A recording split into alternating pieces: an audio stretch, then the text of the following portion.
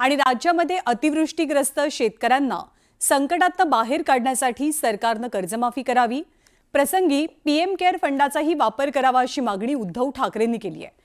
पण याच मुद्द्यावरनं उद्धव ठाकरे आणि मुख्यमंत्री देवेंद्र फडणवीस दोनही नेत्यांमध्ये वाकयुद्ध रंगलंय।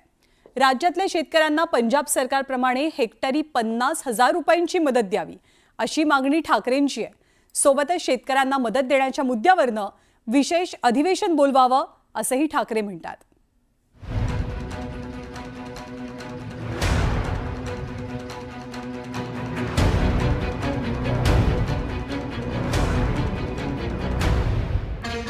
पंतप्रधानांना सांगतो की पीएम केअर फंड आता वापरा, नाहीतर कोणाची केअर घेताय तुम्ही? पीएम केअर फंडातून माझ्या शेतकऱ्यांना कर्जमुक्त करा। 600 कोटी रुपये त्या फंडात आले, एक नवा पैसा देखील ते खर्च करू शकले नाहीत। कोरोना काळातलं काढायचं असेल ना उन्हात, माझी तयारी आहे। तुम्ही काय केलं, आम्ही काय केलं याच्यावरती चर्चा होऊ शकते।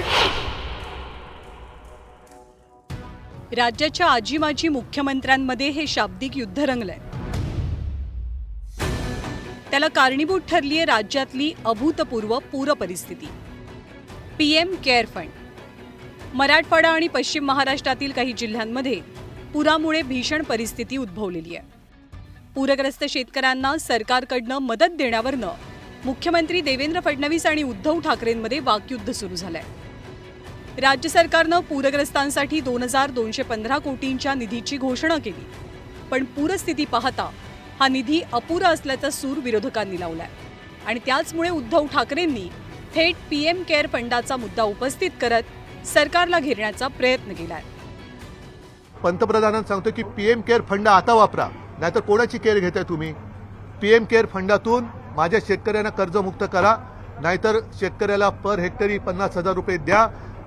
ह्या सगळ्या गोष्टी ज्या आहेत ह्या पंतप्रधानांनी एक विश्वगुरू म्हणून आपल्या शेतकऱ्यांची काळजी घ्यायला त्यांना काही हरकत नाहीये। म्हणून ही काही जबाबदारी हे पंतप्रधानांनी घ्यायला पाहिजे। पीएम केअर फंडासारखा फंड हा माजी मुख्यमंत्री उद्धवजी ठाकरे यांना तयार करण्याकरता केंद्र सरकारने परवानगी दिली। कोविडकरता तो तयार झाला।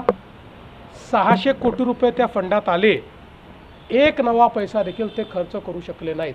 त्यामुळे 600 कोटी रुपये आपल्या फंडात असताना, लोकांनी ते दिलेले असताना आणि लोक पटापटा मरत असताना एक नवा पैसा जे खर्च करू शकत नाही, त्यांनी कोणाला किती शहाणपण शिकवावं हे देखील ठरवलं पाहिजे। बाकी कोरोना काळातलं काढायचं असेल ना उन्हात, माझी तयारी आहे।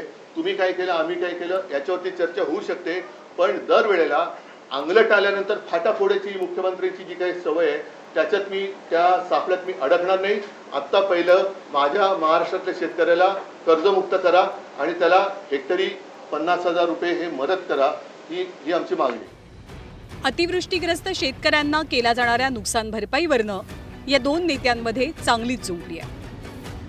आत्ता नुकसानीचा पूर्ण आढावा आपण घेतो आहोत, त्यामुळे या संदर्भात प्रीमॅच्युअर बोलणं हे योग्य होणार नाही, ते आपल्या फायद्याचं देखील नाही।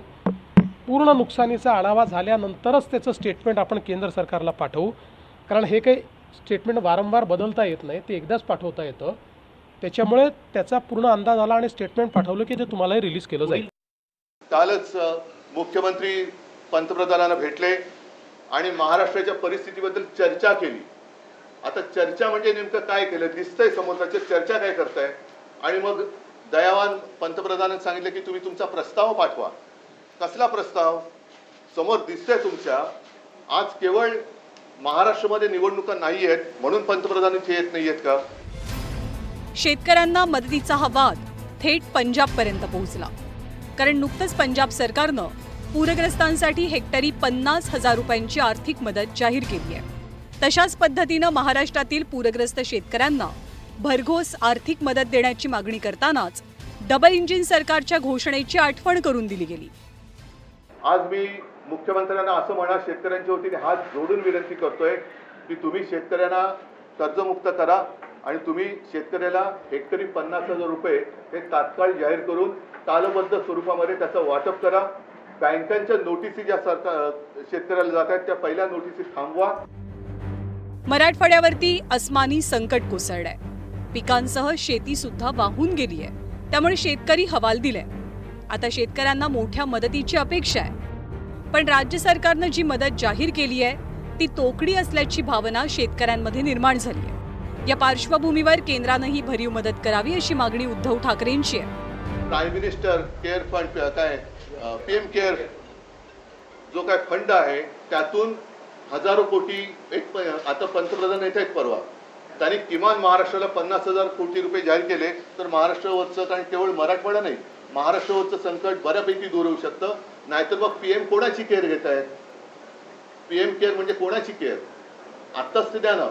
बाकी करोना काळातलं काढायचं असेल ना उन्हात, माझी तयारी आहे. तुम्ही काय केलं, आम्ही काय केलं, याच्यावरती चर्चा होऊ शकते. पुरानंतर मुख्यमंत्र्यांपासून पालकमंत्र्यांपर्यंत सर्वांनी दौरे केले आणि आर्थिक मदतीचं आश्वासन सुद्धा दिलं. पण अद्याप शेतकऱ्यांच्या हाती मदत काही पडलेली नाही. एकीकडे पूरग्रस्त मदतीच्या प्रतीक्षेत आहेत, तर दुसरीकडे या मदतीवरनं राज्यातल्या 2 बड्या नेत्यांमध्ये हे वॉर रंगलंय. Bureau report, news 18 Lokmat.